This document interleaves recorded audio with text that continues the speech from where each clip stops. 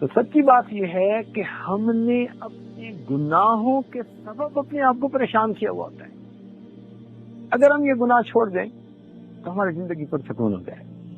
اس لیے ارشاد فرمایا وَذَرُوا ظَاهِرَ الْإِثْمِ وَبَاطِنَهُ، چھوڑ دو وہ گناہ جو تم ظاہر میں کرتے ہو یہ اچھے طریقے کرتے ہو. گناہوں سے توبہ کرنا اللہ رب العزت کو بہت پسند ہے. اتنا پسند کہ حدیث پاک میں فرمایا گیا تائب حبیب اللہ، توبہ کرنے والا اللہ کا دوست ہوتا ہے. یعنی جو بندہ گناہوں سے سچی توبہ کر لیتا ہے پروردگار عالم اس بندے کو اپنے دوستوں میں شامل فرما لیتے ہیں، اپنے دوستوں میں شامل فرما. اور اللہ تعالیٰ نے توبہ کا دروازہ ہر وقت کھلا رکھا. اس لیے کھلا رکھا کہ معلوم نہیں میرا کون سا بندہ توبہ کرے، ایسا نہ ہو اس کی توبہ کی قبولیت میں دیر ہو جائے. ہاں جب انسان کا سانس اکھڑتا ہے نا موت کے وقت، یہ گھنگرو بجتا ہے، اس وقت پھر توبہ کا دروازہ بند ہو جاتا ہے. اس سے پہلے مہلت ہے. جتنے مرضی گناہوں کی، حتیٰ کہ ایک بندہ پیدا ہوا اس نے ہوش سنبھالا اور گناہ کرنے شروع کیے، زندگی گناہ کرتا رہا، پھر بھی اس کے گناہ تھوڑے ہیں. اللہ رب العزت کی رحمت زیادہ ہے، اگر وہ توبہ کرے گا اللہ تعالیٰ اس کی توبہ کو قبول فرمائے. اور اللہ تعالیٰ کی عادت کوئی نہیں ہے کہ تمہارے 5 چانس ہیں، تمہارے 10 چانس ہیں، تمہارے 100 چانس ہیں، گنتی کوئی نہیں.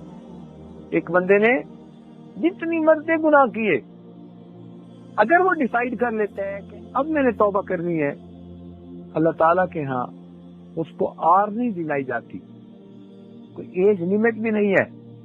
اچھا 65 سال گناہ کرتے رہے اب بڈھے ہو کے آیا، 90 سال گناہ کرتے رہے اب کمر دوری ہو گئی، آنکھ سے دیکھا نہیں جاتا، پاؤں سے چلا نہیں جاتا، اب تو نہیں یاد آئی میری عبادت، اب آئے ہو توبہ کرنے. 90 سال کا بوڑھا جو گھر میں وقت گزارتا ہے تو کوئی اس کی بات ہی نہیں سنتا، جو کھانستا رہتا ہے تو بچے کہتے ہیں کہ ابو آپ کو کیا ہے ہر وقت کھانستے رہتے ہیں. 2 بندوں میں بیٹھنا اس کے لیے مشکل ہوتا ہے. جو دنیا کی محفلوں کے قابل نہ رہا، اگر وہ بھی اللہ کے حضور چل کے آتا ہے تو پروردگار نہیں فرماتے کہ 100 چوہے کھا کے بلی ہنس سکی. نہیں، اللہ کے ہاں دستور یہ ہے اپنی موت سے پہلے جو میرے گھر کی طرف چل کے آئے گا میں پروردگار اس کی توبہ کو قبول کرتا. کوئی گناہوں کی لمٹ نہیں ہے، تم نے اتنے کیے، تم نے اتنے کیے، تم نے اتنے کیے، نہیں، جتنے بھی گناہ کیے پروردگار یاد نہیں دلاتے. لوگوں کا تو یہ ہوتا ہے نا کہ کسی بندے سے ناراضگی ہے، سلو کرنے جاؤ وہ آگے سے سب باتیں یاد دلائے گا، دیکھ میں نے یہ تیرے ساتھ بھلا کیا، یہ بھلا کیا، یہ بھلا کیا. اللہ تعالیٰ کے ہاں یہ یاد دہانی ہے. بندہ آتا ہے توبہ کرتا ہے، اللہ رب العزت اس کی توبہ کو قبول فرما لے. وہ مالک کتنا کریم ہے، وہ مالک اپنے بندوں پہ کتنا مہربان ہے. بلکہ دنیا والوں سے ایک دفعہ مانگو کوئی چیز تو وہ دے دیں گے، دوسری دفعہ مانگو تو آگے سے موڈ بنائیں گے، اور 30 دفعہ ملنا چھوڑ دیں گے، اور 34 دفعہ زبان سے کہہ دیں گے بھائی آپ کو مزید تعلق رکھنے کی ضرورت نہیں، ہر وقت مانگتے ہی رہتے ہیں. تو دنیا کا یہ حال، چند دفعہ مانگو تو تعلق توڑ لیتے ہیں، اور اللہ رب العزت کا یہ معاملہ ایک دفعہ مانگو وہ دیتا ہے، دوسری دفعہ مانگو وہ دیتا ہے، تیسری دفعہ ہر بار مانگو، بار بار مانگو، جتنی بار مانگو گے اتنی بار اللہ تعالیٰ عطا فرماتے ہیں. کہ جو بندہ ہر چیز اللہ سے مانگے، ہر حال میں اللہ سے مانگے، اللہ رب العزت اسے اپنے اولیاء میں شامل فرما لیتے ہیں. فرماتے ہیں یہ تو کسی اور سے مانگتا ہی نہیں، صرف مجھ ہی سے مانگتا ہے، اس لیے میرے دوستوں میں شامل ہے. اللہ رب العزت اتنا دیتے ہیں، اتنا دیتے ہیں.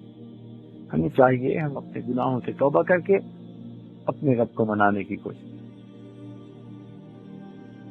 اس بیان میں توبہ اور اللہ کی رحمت کے بارے میں ذکر کیا گیا. جس کا خلاصہ یہ ہے کہ انسان کی بے سکونی کی بڑی وجہ اس کے گناہ ہوتے ہیں، اور اگر وہ گناہوں سے باز آ جائے تو اس کی زندگی میں سکون آ سکتا ہے۔ اللہ تعالیٰ نے توبہ کا دروازہ ہمیشہ کے لیے کھلا رکھا ہے، اور جو بھی اخلاص سے توبہ کرے اللہ اسے اپنا دوست بنا لیتا ہے۔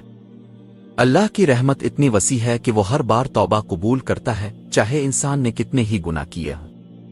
برخلاف دنیا کے جو بار بار مانگنے پر ناراض ہو جاتی ہے، اللہ بار بار مانگنے پر اور زیادہ عطا کرتا ہے۔ اس لیے ہر انسان کو چاہیے کہ وہ گناہوں سے سچی توبہ کرے اور اپنے رب سے تعلق مضبوط کرے۔